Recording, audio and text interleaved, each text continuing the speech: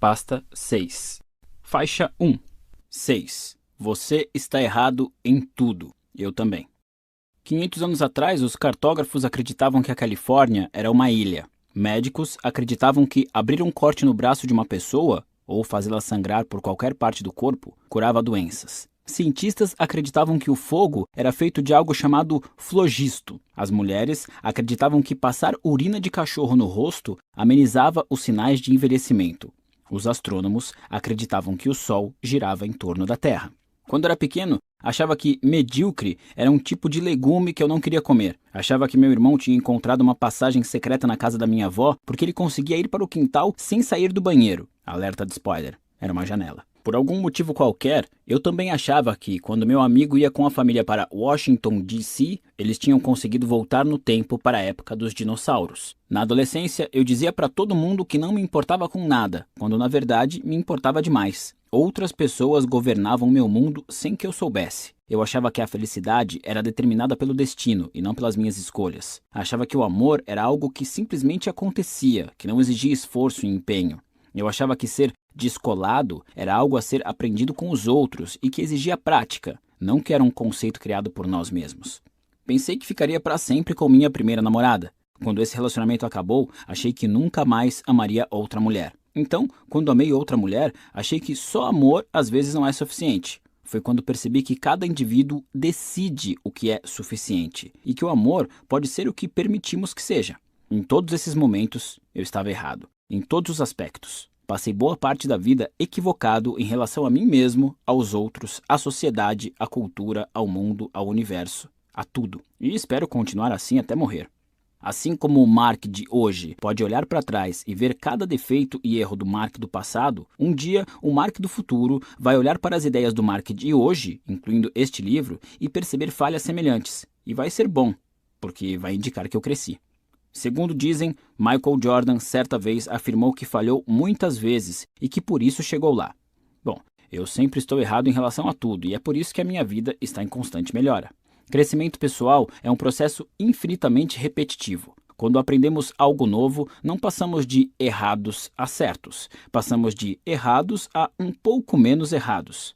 E quando aprendemos algo adicional, passamos de um pouco menos errados a um pouco menos errados do que antes, e em seguida, menos errados ainda, e assim por diante. Aproximar-se da verdade e da perfeição não leva à verdade nem à perfeição. Não devemos procurar a resposta certa, e sim tentar eliminar nossos erros de hoje para estarmos um pouco menos errados amanhã. Visto dessa perspectiva, o amadurecimento é um processo bastante científico. Nossos valores são nossas hipóteses. Esse comportamento é bom e importante, aquele outro não. Nossas ações são as experiências. As emoções resultantes e os padrões de raciocínio são os dados disponíveis. Não há dogma correto nem ideologia perfeita. Existe apenas o que a sua experiência demonstrou ser o certo para você. Mesmo assim, provavelmente essa experiência também está meio errada. Uma vez que você, eu e todo mundo temos necessidades, histórias pessoais e situações de vida diferentes, inevitavelmente chegamos a respostas corretas, diferentes sobre o significado da vida e sobre como devemos viver. Minha resposta correta envolve viajar sozinho por anos a fio, morar em lugares obscuros e rir dos meus peidos. Pelo menos essa era a resposta correta até pouco tempo atrás. Certamente ela vai mudar e evoluir, porque eu mudo e evoluo. E conforme avanço em idade e em experiência, vou reduzindo meus erros e ficando cada vez menos errado todos os dias. Tanta gente fica obcecada por estar certa a respeito da vida que acaba não vivendo. Uma mulher é solteira e se sente só, quer um parceiro, mas nunca sai de casa nem faz nada para mudar esse quadro. Um homem trabalha como um louco e acha que merece uma promoção, mas nunca diz isso explicitamente ao chefe. Os outros dizem que ambos temem o fracasso, a rejeição, ouvir um não. Não é essa a questão. A rejeição dói, ok. Fracassar é uma merda. Mas nos apegamos com mais força a algumas certezas, certezas que temos medo de questionar ou abandonar, valores que deram significado à nossa vida ao longo dos anos. A mulher não sai para conhecer parceiros em potencial porque seria obrigada a confrontar as crenças que nutre sobre a própria capacidade de atração. O homem não pede uma promoção porque teria que confrontar as crenças que nutre sobre as próprias habilidades. É mais fácil perpetuar a certeza dolorosa de que ninguém acha você atraente ou de que ninguém reconhece seus talentos do que pôr isso à prova e descobrir se condiz com a realidade. Crenças desse tipo, não sou bonita então por que me dar ao trabalho? Ou meu chefe é um babaca, então por que me dar ao trabalho? São feitas para nos proporcionar conforto imediato, hipotecando uma felicidade e um sucesso maiores para o futuro. São péssimas estratégias a longo prazo, mas mesmo assim nos apegamos a elas por presumirmos que sejam corretas, por presumirmos já saber o que virá. Em outras palavras, presumimos saber o fim da história. A certeza é a inimiga do crescimento. Nada é certo até acontecer. E mesmo assim não deixa de ser questionável. Daí a necessidade de aceitar as imperfeições inevitáveis dos nossos valores, pois sem isso não conseguimos crescimento algum.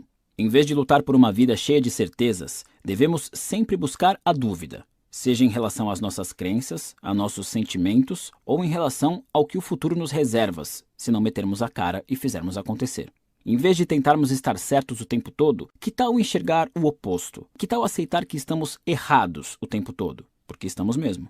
Essa compreensão nos abre possibilidades de mudanças. Equívocos trazem oportunidades de crescimento. Ou seja, não vamos mais abrir um corte no braço para curar um resfriado, nem espirrar urina de cachorro no rosto para nos sentirmos mais jovens. Assim, saberemos que medíocre não é um legume e não teremos medo de nos importarmos com o que consideramos valioso. Porque eis algo estranho, mas verdadeiro. Não sabemos a diferença entre uma experiência positiva e uma negativa. Alguns dos momentos mais difíceis e estressantes da nossa vida acabam sendo também os que mais nos motivam e auxiliam em nossa formação. Algumas das melhores e mais gratificantes experiências são também as que mais nos distraem e desmotivam. Não confie na sua concepção de experiências positivas ou negativas. Só sabemos o que dói e o que não dói no momento. E isso não vale muito.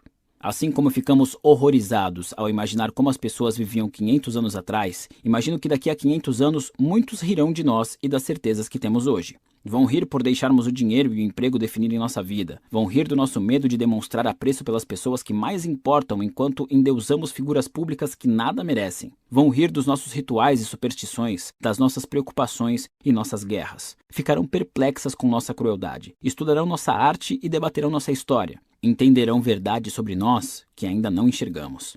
Essas pessoas do futuro também estarão erradas, mas só um pouco menos do que estamos hoje. Faixa 2. Arquitetos de nossas próprias crenças. Faça a seguinte experiência. Pegue uma pessoa qualquer e a coloque numa sala com alguns botões para apertar. Diga que se ela fizer algo específico, alguma ação que ela precisará descobrir, uma luz vai se acender indicando que ela ganhou um ponto. O objetivo é somar o máximo de pontos possível em meia hora. Quando um grupo de psicólogos fez esse teste, aconteceu o que se esperava. As pessoas se sentavam e começavam a apertar os botões ao acaso até a luz se acender, indicando que tinham ganhado um ponto. É claro que depois disso, elas tentavam repetir aquela ação, só que a luz não acendia mais. Então, começam a tentar combinações. Apertar esse botão 3 vezes, depois aquele botão uma vez, depois esperar 5 segundos e... tcharam! Mais um ponto. Até que em seguida isso também deixa de funcionar. Talvez não tenha nada a ver com botões, elas pensam. Talvez tenha a ver com a minha posição na cadeira. Ou o que estou tocando.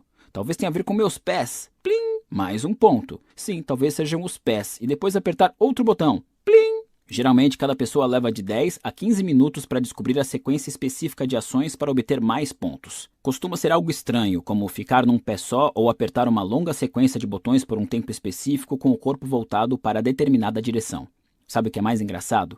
É tudo aleatório. Não existe sequência, não existe relação com o que a pessoa faz. É só uma luz que se acende e um apito. E as pessoas ficam ali na sala dando piruetas e achando que aquilo está valendo alguma coisa.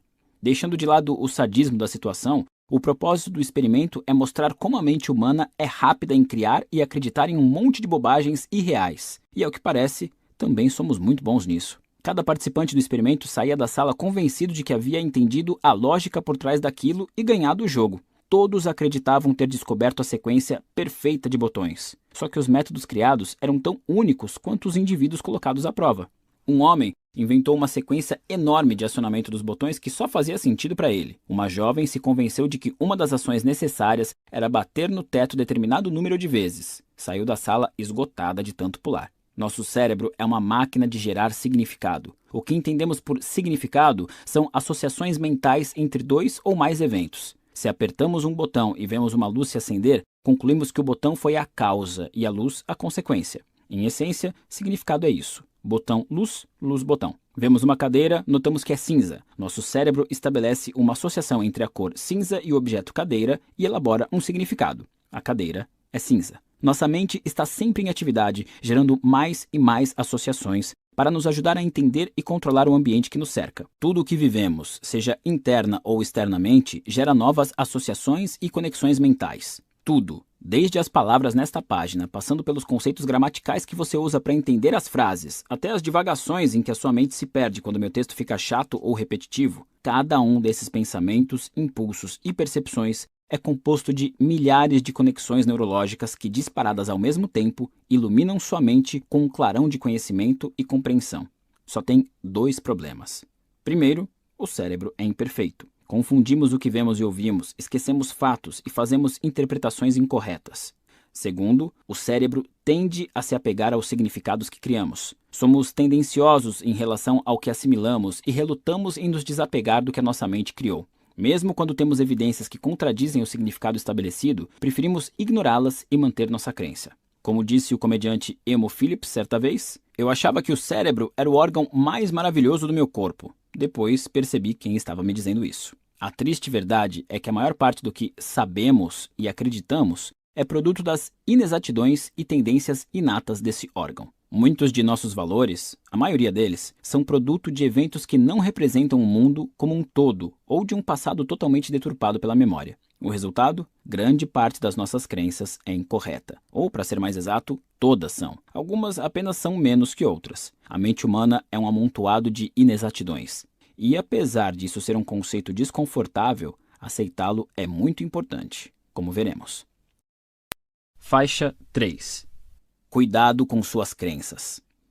Em 1988, durante uma sessão de terapia, a jornalista e escritora Meredith Marron teve uma revelação alarmante.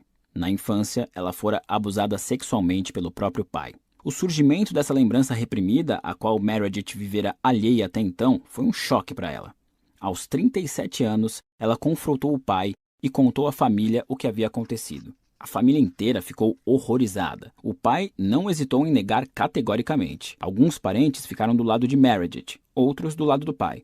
A árvore genealógica rachou ao meio, e a dor, que havia muito definido o relacionamento de Meredith com o pai, começou a se espalhar como bolor pelos familiares. A revelação devastou a todos. Em 1996, Meredith teve outra percepção chocante. O pai não tinha abusado dela. Pois é, foi mal aí. Meredith tinha inventado a lembrança com a contribuição do profissional de psicologia, ainda que bem intencionado. Consumida pela culpa, ela passou anos tentando se reconciliar com o pai e com outros membros da família, vivendo entre constantes pedidos de desculpas e explicações até a morte dele. Mas era tarde demais. A família nunca mais foi a mesma. Meredith não está sozinha.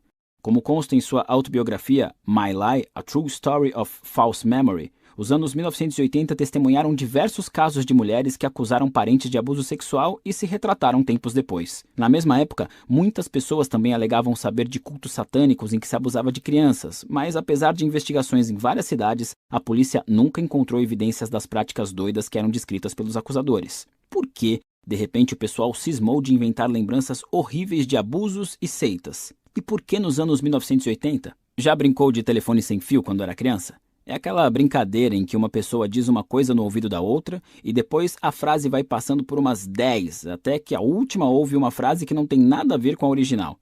É mais ou menos assim que a nossa memória funciona. Uma coisa acontece. Dias depois, nos lembramos da situação com algumas inexatidões, como se nos tivesse sido sussurrada e mal compreendida. Se contamos a alguém sobre o que aconteceu, precisamos preencher as lacunas no roteiro com novos elementos para que tudo faça sentido e ninguém ache que a gente é louco. Então, começamos a acreditar na versão corrigida, e na vez seguinte que contamos o que aconteceu, reproduzimos nossas invenções. Só que, por não corresponderem à realidade, contamos as coisas de um jeito meio incorreto. Um ano depois, bêbados, recontamos a história e a modificamos um pouco mais. Ok, sejamos honestos, inventamos completamente cerca de 1/3 da história.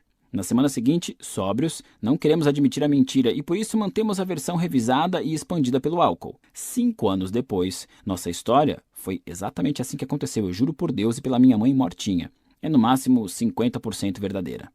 Todo mundo faz isso. Eu faço. Você faz. Por mais honestos e corretos que sejamos, estamos sempre sujeitos a enganar a nós mesmos e a outros, porque nosso cérebro é programado para ser eficiente, não fiel. Não só nossa memória é uma droga, a ponto de testemunhos oculares não serem necessariamente levados a sério em um julgamento, como nosso cérebro tem um funcionamento nada imparcial. Como? Bom, ele está sempre tentando analisar nossa situação atual com base no que já acreditamos e já vivemos. Toda informação nova é avaliada segundo padrões e conclusões prévios. O resultado é um cérebro sempre tendencioso em relação ao que consideramos ser verdade em determinado momento. Se temos um relacionamento maravilhoso com nossa irmã, por exemplo, vamos interpretar a maior parte das lembranças com ela sob uma perspectiva positiva. Quando o relacionamento azeda, é comum começarmos a ver as mesmas lembranças sob nova ótica, reimaginando-as de forma a explicar a atual raiva que sentimos. Aquele presente lindo que ela nos deu no Natal assume conotações de condescendência. Aquela vez que não fomos convidados para a casa de praia passa de erro inofensivo para uma tremenda negligência. A história falsa de Meredith faz muito mais sentido quando entendemos os valores que guiavam sua mente naquele momento. Em primeiro lugar, o relacionamento entre ela e o pai sempre foi tenso. Segundo, ela tivera uma série de relacionamentos amorosos complicados, incluindo um casamento desfeito. Assim, já de saída, relacionamentos íntimos com homens não eram a maior maravilha para Meredith, em termos de valores. No começo dos anos 1980, na mesma época em que descobriu o feminismo, Meredith começou a pesquisar sobre abuso infantil. Todo dia era confrontada com histórias e mais histórias terríveis de abuso e por anos trabalhou no apoio a vítimas de incesto, geralmente meninas pequenas. Também escreveu muito sobre vários estudos que foram publicados na época. Estudos que, como se descobriu mais tarde, superestimavam em muito a incidência de molestamento infantil. O mais famoso deles afirmava que 1/3 das mulheres adultas tinha sido molestada na infância, número desmentido posteriormente. Para coroar, Meredith se apaixonou por uma mulher sobrevivente de incesto. O relacionamento evoluiu para uma codependência tóxica, em que Meredith continuamente tentava salvar a namorada do passado traumático, e a outra, por sua vez, o explorava como arma emocional para ganhar o afeto de Meredith. Falarei mais sobre isso e sobre limites no capítulo 8. Enquanto isso, o relacionamento de Meredith com o pai piorava. Ele não via de forma respeitosa o relacionamento homossexual da filha. E ela fazia terapia com uma frequência quase obsessiva. Os psicólogos, cuja atuação talvez fosse um tanto influenciada pelos próprios valores e crenças, insistiam na ideia de que não podia ser apenas o trabalho estressante e os relacionamentos não saudáveis que deixavam Meredith tão infeliz. Só podia ser algo mais profundo. Nessa época, uma nova forma de tratamento chamada terapia de memórias reprimidas estava se popularizando. A abordagem consistia em colocar o paciente num estado de transe, durante o qual era encorajado a desencavar e reviver lembranças esquecidas da infância. Geralmente eram lembranças boas, mas a ideia era acessar também, ao menos, alguns traumas. Então, ali estava a pobre Meredith, infeliz, lidando com o incesto e abuso infantil todo o santo dia, sentindo raiva do pai, tendo tolerado uma vida inteira de relacionamentos fracassados com homens, e a única pessoa que parecia entendê-la e amá-la era outra mulher que realmente sofrera tal trauma. Isso sem contar as lágrimas diárias que derramava no divã de uma pessoa que exigia o tempo todo que ela se lembrasse de algo novo que não lhe vinha de jeito nenhum. Então, voilá! Eis a receita perfeita para a lembrança de um abuso sexual que nunca aconteceu. Quando nossa mente processa as experiências, a prioridade é interpretá-las de forma que sejam coerentes com acontecimentos anteriores, assim como sentimentos e crenças já conhecidos. Mas, com frequência, passamos por situações sem correlação entre passado e presente. Em tais ocasiões, o que se passa no momento se perde diante de tudo que tomamos como verdadeiro e razoável a respeito do passado. Em nome da coerência, nossa mente pode inventar lembranças. Ao relacionar as experiências presentes com aquele passado relembrado, conseguimos manter o significado que já estabelecemos. Como já notamos antes, a história de Meredith não é única, muito pelo contrário. Nos anos 1980 e começo dos anos 1990, centenas de pessoas inocentes foram acusadas injustamente de violência sexual sob circunstâncias parecidas. Muitas foram presas por isso. Para aqueles insatisfeitos com a vida, essas explicações sugestivas, combinadas com a mídia sensacionalista, havia uma epidemia real de abusos sexuais e violência ritualística se desenrolando e qualquer pessoa podia ser vítima, davam ao inconsciente um incentivo para exagerar ligeiramente as lembranças. Esse mecanismo fundamentaria o sofrimento do indivíduo, colocando-o no papel de vítima e isentando-o da responsabilidade. A terapia de memórias reprimidas agia como um meio de extrair esses desejos inconscientes e moldá-los na forma de lembranças aparentemente tangíveis. Esse processo e o estado de espírito resultante se tornou tão comum que ganhou o nome Síndrome da Falsa Memória e gerou mudanças nos tribunais. Milhares de terapeutas que utilizavam esse método foram processados e perderam a licença de trabalho. A terapia da memória reprimida foi substituída por métodos mais comprovados. Pesquisas recentes só reforçam a dolorosa lição daquela época. Nossas crenças são maleáveis e nossa memória é bem pouco confiável. Clichês desagradáveis como confiar em si mesmo e seguir seu coração estão por toda parte. Talvez o melhor seja confiar menos em si mesmo. Afinal, se nosso coração e nossa mente são tão falhos, precisamos questionar ainda mais nossas intenções e motivações. Se está todo mundo errado o tempo todo, não seriam o ceticismo e a rigorosa objeção a nossas crenças e suposições o único caminho lógico para o amadurecimento? Sei que a ideia pode parecer assustadora e autodestrutiva, mas na verdade é o contrário. Não só é mais segura, como é libertadora. Faixa 4. Os perigos da certeza absoluta. Erin está sentada diante de mim à mesa do restaurante japonês e tenta explicar por que não acredita na morte. Já estamos aqui há quase 3 horas. Ela comeu exatamente 4 rolinhos de pepino e bebeu sozinha uma garrafa inteira de saquê. Já está na metade da segunda, na verdade. São 4 horas da tarde de uma terça-feira. Eu não a convidei. Ela me caçou pela internet e pegou um avião para vir me encontrar. De novo. Não é a primeira vez. Erin está convencida de que pode evitar a morte, mas também de que precisa da minha ajuda para isso. Só que não estamos falando de ajuda profissional. Se ela precisasse apenas do aconselhamento de relações públicas ou algo assim, tudo bem. Não, é mais do que isso. Erin precisa de mim como namorado. Por quê? Depois de 3 horas de perguntas e uma garrafa e meia de saquê, ainda não sei dizer. Aliás, minha noiva está aqui com a gente no restaurante. Erin achou importante que ela fosse incluída na discussão, pois queria dizer que está disposta a me dividir e que minha namorada, agora esposa, não precisava se sentir ameaçada. Conheci Erin num seminário de autoajuda em 2008. Ela parecia legal, meio mística, meio New Age. Havia cursado Direito numa faculdade da Ivy League e era inegavelmente inteligente. Ela ria das minhas piadas e me achava fofo. Então, sendo eu quem sou, é claro que transamos. 1 mês depois, ela me convidou para atravessar o país e morarmos juntos. Isso me assustou um pouco. Tentei terminar, mas ela reagiu ameaçando se matar se eu me recusasse a ficar com ela. Ok, dessa vez eu me assustei muito. Imediatamente, a bloqueei no e-mail e em todos os meus meios de comunicação. Consegui contê-la por um tempo, mas não consegui detê-la. Anos antes de nos conhecermos, Erin tinha quase morrido num acidente de carro. Ou melhor, ela de fato morreu por alguns instantes, fisiologicamente falando. Toda a sua atividade cerebral cessou, mas por algum milagre conseguiram revivê-la. Depois que voltou, tudo mudou, segundo ela. Erin se tornou uma pessoa muito espiritualizada e mergulhou de cabeça em cura energética, contato com anjos, consciência universal, tarô. Ela também acreditava ter se tornado paranormal, capaz de curar e ver o futuro. E sabe-se lá por quê, ao me encontrar, chegou à conclusão de que estávamos destinados a salvar o mundo juntos, a curar a morte. Depois que a bloqueei, ela começou a criar novos endereços de e-mail, às vezes me enviando 1 dúzia de mensagens de ódio num único dia. Criou contas falsas no Facebook e no Twitter que usava para atormentar a mim e pessoas próximas a mim. Criou um site idêntico ao meu e escreveu vários posts alegando que eu era seu ex-namorado, que a traíra e mentira para ela, que prometera me casar e que estávamos destinados a ficar juntos. Quando eu entrei em contato pedindo que tirasse o site do ar, Erin disse que só faria isso se eu fosse morar com ela na Califórnia. Essa era a sua ideia de acordo. Ao longo disso tudo, sua justificativa era a mesma. Eu estava destinado a ficar com ela. Deus havia predeterminado isso. Ela literalmente acordava no meio da noite com a voz dos anjos dizendo que nossa relação especial seria o prenúncio de uma nova era de paz permanente na Terra. Eu juro. No dia em que estávamos nesse restaurante japonês, já tínhamos trocado milhares de e-mails. Se eu respondia ou não, se o fazia em tom respeitoso ou com raiva, não fazia diferença.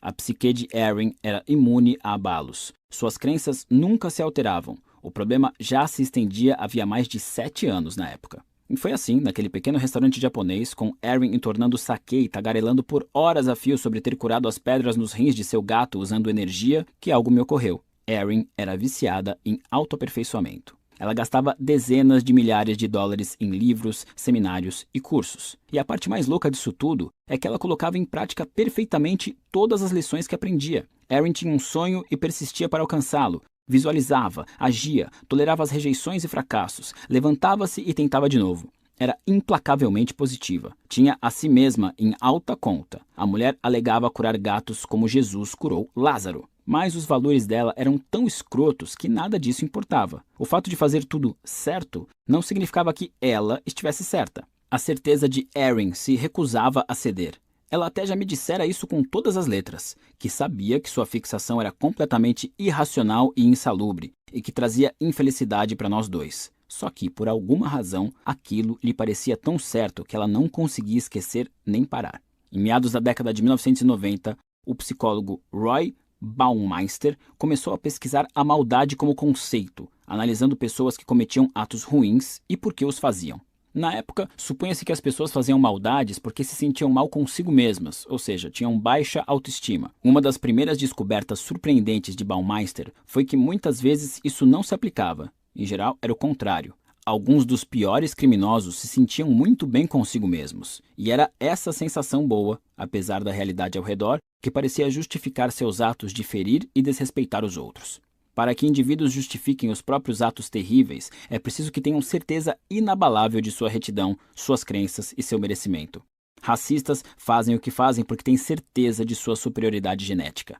Fanáticos religiosos dinamitam o próprio corpo e assassinam centenas porque têm certeza de seu lugar no céu como mártires. Homens estupram e agridem mulheres porque têm certeza de seu direito sobre o corpo delas.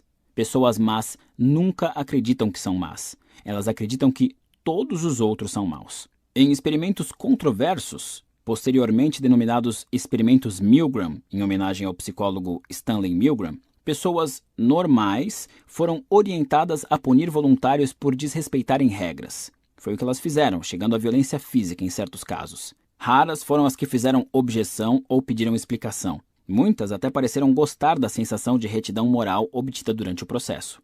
O problema é que não apenas a certeza é inatingível, como a busca pela certeza geralmente amplia e intensifica a insegurança. Muita gente tem confiança plena em seu desempenho profissional e no salário que deveria ganhar, mas essa certeza faz as pessoas se sentirem pior, não melhor. Elas veem outros sendo promovidos e se sentem menosprezadas, julgam-se desvalorizadas e não reconhecidas.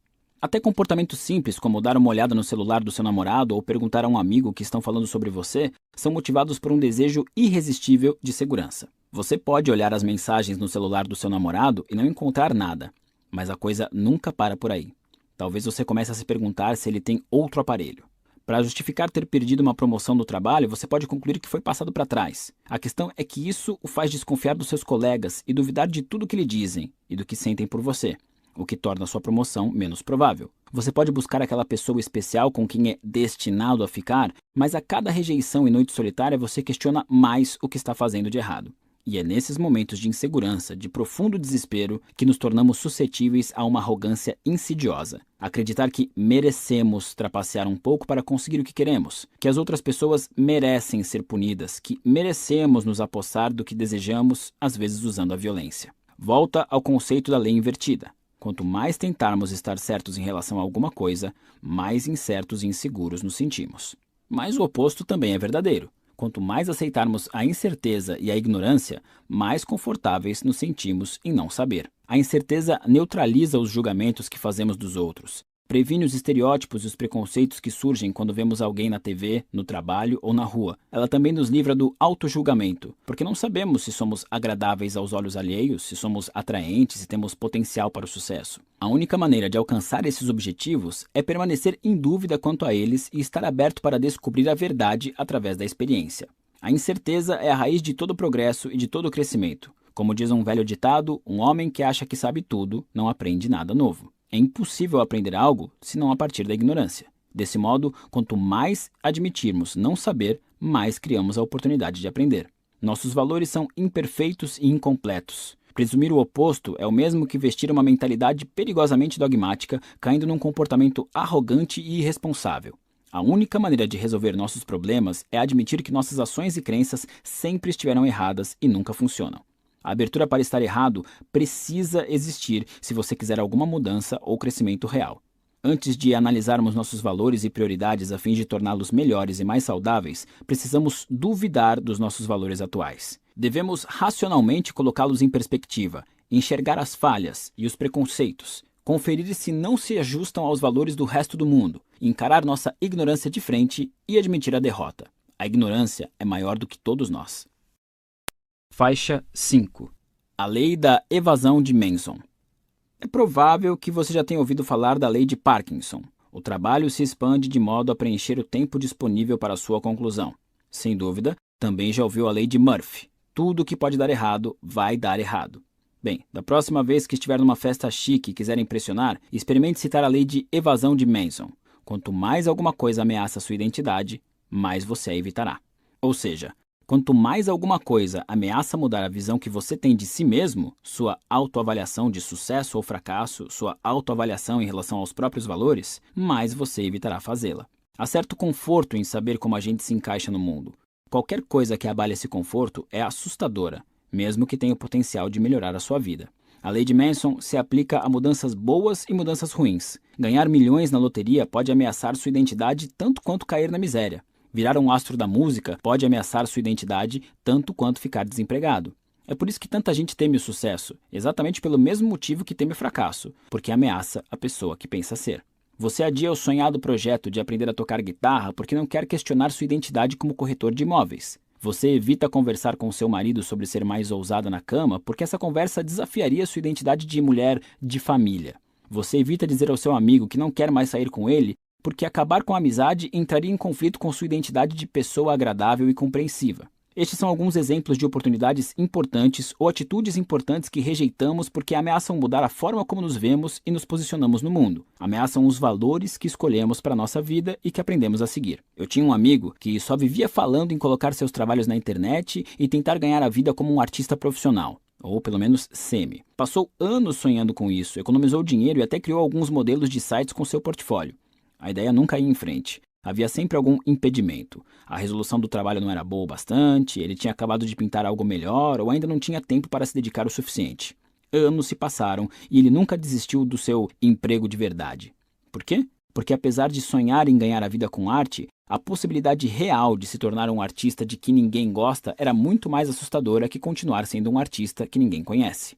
Pelo menos ele estava confortável e acostumado com o título de artista que ninguém conhece. Tinha um outro amigo meu que era muito festeiro, vivia saindo para beber e conhecer gente nova. Depois de anos em euforia, porém, ele se viu terrivelmente solitário, deprimido e doente. Aí decidiu mudar seu estilo de vida. Falava com uma inveja feroz dos amigos que tinham um relacionamento estável e eram mais sossegados. Mas esse cara nunca mudou de comportamento. Manteve o ritmo por mais anos e anos, insistindo em noites vazias e garrafas após garrafas. Sempre com alguma desculpa, sempre com alguma razão para não diminuir o ritmo. Abrir mão do seu estilo de vida ameaçava demais sua identidade. Ele só sabia ser o fanfarrão. Desistir daquilo seria cometer um harakiri psicológico. Todos temos valores pessoais. Protegemos esses valores. Tentamos viver de acordo com eles, justificá-los e mantê-los. Mesmo sem perceber, é assim que o cérebro funciona. Como observado antes, somos injustamente tendenciosos com relação ao que já sabemos, as nossas certezas.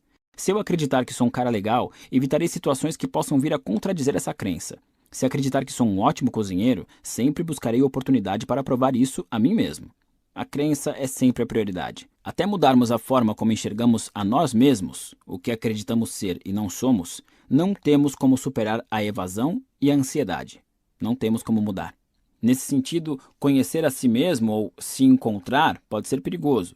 Pode prender você a um papel rígido e colocar expectativas desnecessárias nas suas costas. Pode fechá-lo para o seu potencial interno e para oportunidades externas. Quer saber? Não se encontre. Nunca conheça quem você é. Porque é isso que faz você se empenhar e viver em estado de constante descoberta. Essa postura vai forçá-lo a ser humilde nos julgamentos e na aceitação das diferenças. Faixa 6. Se mate. Segundo o budismo, a ideia do eu não passa de uma construção mental arbitrária e por isso é preciso abandoná-la, porque ela sequer existe. Segundo essa filosofia, a medida arbitrária pela qual nos definimos é na verdade algo que nos aprisiona e, portanto, é melhor abrir mão dela. Em certo sentido, daria para dizer que o budismo nos encoraja a ligar o foda-se. Essa visão nos dá uma sensação de insegurança, mas traz algumas vantagens em termos psicológicos. Quando abrimos mão das histórias que contamos sobre nós mesmos para nós mesmos, nos libertamos para agir e fracassar e crescer. Quando alguém admite para si mesmo, acho que não tenho talento para relacionamentos, fica livre para agir e terminar um casamento infeliz. Essa pessoa não estará protegendo a sua identidade ao manter uma união insatisfatória só para provar algo a si mesma. Quando um estudante admite para si mesmo, sabe, talvez eu não seja rebelde, talvez eu esteja só com medo, subitamente se vê livre para voltar a ser ambicioso. Não há motivo para se sentir ameaçado por um possível fracasso na busca de seus sonhos acadêmicos. Quando o corretor de imóveis admite para si mesmo: sabe, talvez não haja nada de único ou especial nos meus sonhos ou no meu emprego, ele se liberta para se matricular numa aula de música e ver no que dá. Eu tenho uma notícia boa e uma ruim para você. Seus problemas são bem pouco originais e especiais. É por isso que abrir mão das coisas é tão libertador.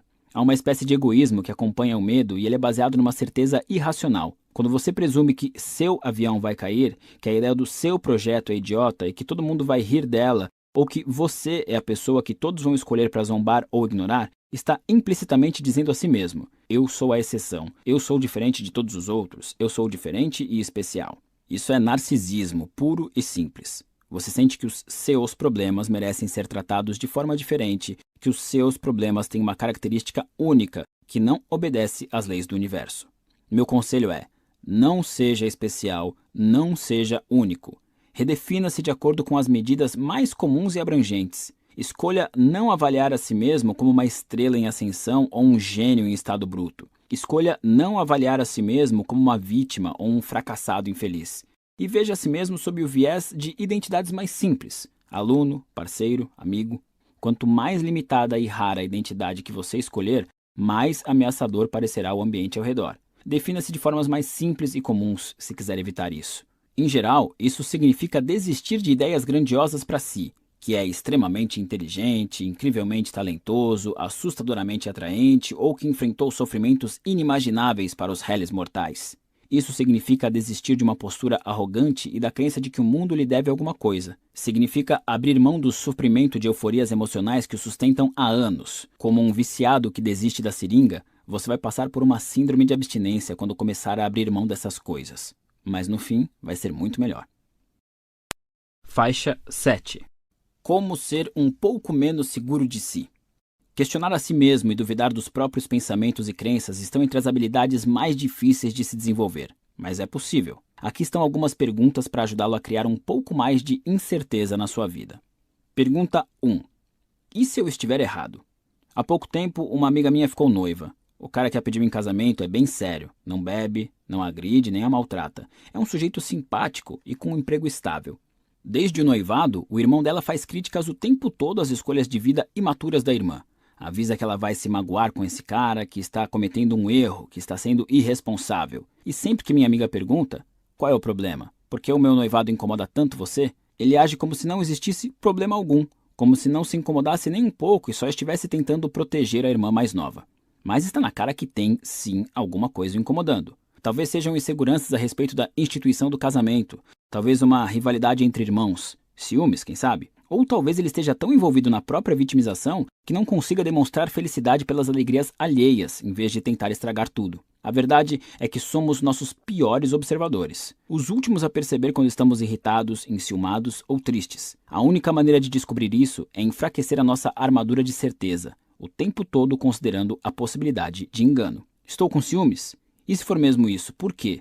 Ou então, estou com raiva? Será que ela tem razão e eu estou protegendo o meu ego? Perguntas como essas precisam se tornar um hábito mental. Em muitos casos, o simples ato de reconhecer a dúvida faz brotar humildade e compaixão, resolvendo muitos dos nossos problemas. Mas é importante notar que questionar suas ideias não faz com que você esteja necessariamente errado. Se seu marido lhe dá uma surra por queimar a carne e você se pergunta se está errado em achar que ele está maltratando, bom, não, você não está errada. O objetivo do que proponho aqui é simplesmente relativizar suas conclusões e refletir, não se odiar. Vale lembrar que, para qualquer mudança acontecer na sua vida, você precisa estar errado em alguma opinião. Se você passa seus dias olhando para o teto e sofrendo, já está cometendo um erro crucial. Até que você seja capaz de se questionar e se propor a descobrir o que é, nada vai mudar. Pergunta 2. O que significaria estar errado? Muitas pessoas conseguem se perguntar se estão erradas, mas poucas conseguem dar o passo seguinte, de avaliar quais seriam as consequências de estarem erradas. Isso porque o potencial significado por trás dos nossos erros, em geral, é doloroso. Não só nossos valores são questionados, como nos vemos obrigados a considerar viver com um valor diferente, até oposto. Aristóteles escreveu: a marca de uma mente instruída é ser capaz de entreter uma ideia sem aceitá-la. Conseguir avaliar valores diferentes sem necessariamente adotá-los talvez seja a principal habilidade para mudar a própria vida de forma significativa. Voltando ao irmão da minha amiga, sua pergunta para si mesmo deveria ser: e se eu estiver enganado sobre o noivo da minha irmã? Em geral, a resposta a uma pergunta como essa é bastante direta, algo como: talvez eu esteja sendo egoísta, inseguro, um babaca narcisista. Se ele estiver errado, se o noivo for um cara bacana, a única explicação para o seu comportamento envolveria inseguranças ou valores escrotos. Ele presume saber o que é melhor para a irmã, supondo que ela não tem capacidade de tomar decisões de vida importantes por conta própria. Ele presume ter o direito e a responsabilidade de tomar as decisões por ela. Ele tem certeza de que está certo e de que os outros, por consequência, estão errados. Mesmo depois de descoberto, seja no irmão da minha amiga ou em nós mesmos, esse tipo de arrogância é difícil de admitir. Doloroso. É por isso que poucas pessoas fazem as perguntas mais profundas. O problema é que essas perguntas são vitais para chegar ao âmago dos problemas que motivam o comportamento babaca dele. Ou o nosso. Pergunta 3. Se eu concluísse que estou errado, criaria um problema melhor ou pior que o atual, tanto para mim como para os outros?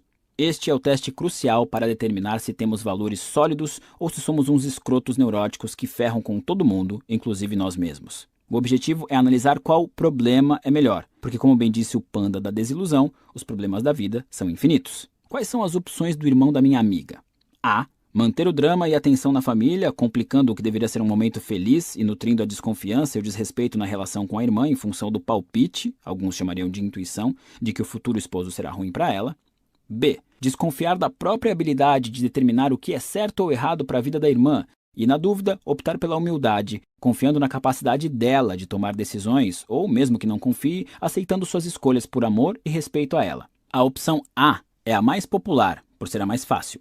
Não exige muita reflexão, não desperta autoquestionamentos e permite tolerância zero às decisões que outras pessoas tomem à sua revelia. Também cria um nível maior de infelicidade para todos os envolvidos. Já a opção B é aquela que pode nutrir relacionamentos saudáveis e felizes, construídos com confiança e respeito. É a que nos obriga a baixar a bola e admitir nossa ignorância. É a que nos permite superar nossas inseguranças e reconhecer quando estamos sendo impulsivos, injustos ou egoístas. Por ser dolorosa, a opção B costuma ser preterida. O irmão dessa minha amiga, ao protestar contra o noivo, entrou em uma batalha imaginária consigo mesmo. É lógico que ele acreditava estar tentando proteger a irmã, mas como vimos, nossas crenças são arbitrárias, ou pior ainda, muitas vezes são definidas após determinada ação, para justificar valores e parâmetros que escolhemos para nós. No caso que analisamos, a verdade é que o sujeito prefere ferrar seu relacionamento com a irmã a considerar que pode estar errado, embora a segunda opção possa ajudá-lo a superar as inseguranças que o induziram ao erro. Eu tento levar uma vida baseada em poucas regras, mas uma das quais adotei ao longo dos anos é: se for preciso escolher entre eu estar errado ou todas as outras pessoas estarem erradas, é muito mais provável que seja eu o errado. Digo isso por experiência própria. Incontáveis vezes agi de forma estúpida, levado pelas minhas inseguranças e certezas equivocadas. Não é algo bonito de se ver. Isso não quer dizer que a maioria das pessoas não esteja errada de certa forma. E também não quer dizer que não existam momentos em que você estará mais correto que a maioria. A realidade é algo simples. Se parece que é você contra o mundo, é provável que seja só você contra si mesmo.